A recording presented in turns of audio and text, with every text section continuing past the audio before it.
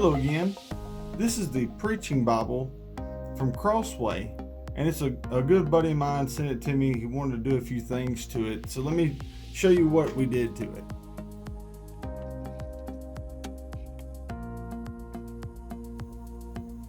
Alright, so you can tell right off the bat that this is not the same Bible as it was. You can tell by these four long 10mm red ribbons that I added. And he also wanted to add some art gilting to it. So I added this nice red art gilt, this really deep art gilt to it. He wanted a really deep red. So I actually took the red geranium red from Archival Ink, and I bent the block around as far as I could go, and I actually went over it about 10 times. So it's a really deep red, consistent all the way through. No matter how far you fan it, basically it's going to be really red. And if you ever have added art gilt, that's one of the biggest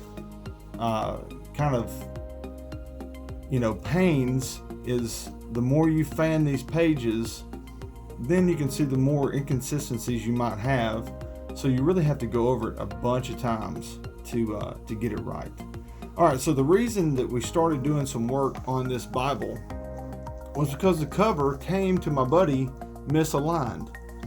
The back cover was really short and the front cover was really long. So I first had to take the cover off, and but while the cover was off, that's when I added the art gilt and the ribbons, and at the same time I added a really stiff reinforcement on the spine, so it has a really stiff spine, which it really needed it for the future of this edition. As much as I know it's going to be used, I don't want it folding up, and I also tried to curve the spine slightly, so I did get a little bit of a curve on the spine, which it improves the look of that spine and the face a little more to me.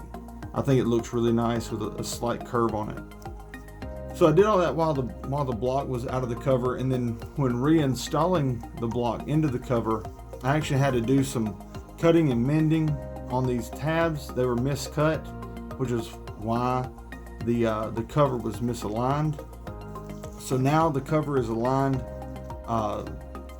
correctly, and it's been reinforced on the spine with this deep red art gilding, and I also added these matching red textured end sheets, so it looks really nice to me. I think it looks the way you would want this Bible to come if it were compared to an Allen or a Schuyler. It would have that deep art gilt, and it would have the much nicer ribbons. Now these are extra long because I love extra long ribbons, and you can always cut them shorter, but you can't make them longer. And when we open it up, I can show you the liner. If you have not seen my review of the Preaching Bible, you can check it out. I'll try to leave a link in the comments section, but you can go check it out. But this is one of the biggest complaints I had, was just the format was not conducive for preaching. But every other thing about this Bible is amazing. I love this Bible, I really do. The only thing that kind of kept it from being a premium Bible were the ribbons, art gilt, things like that. Now we could have added some lined paper in the back and some other features, but we didn't go that far with this one. But you can see that deep red art gilt just adds a lot of character to this edition. He loves the single column. He loves this Bible, so I'm excited to get it back to him. And again, that deep red art gilt just looks fantastic on here. The gilding done by R.R. Donnelly is great. I love the gold gilding on my Preaching Bible is exceptional, and this one was no different.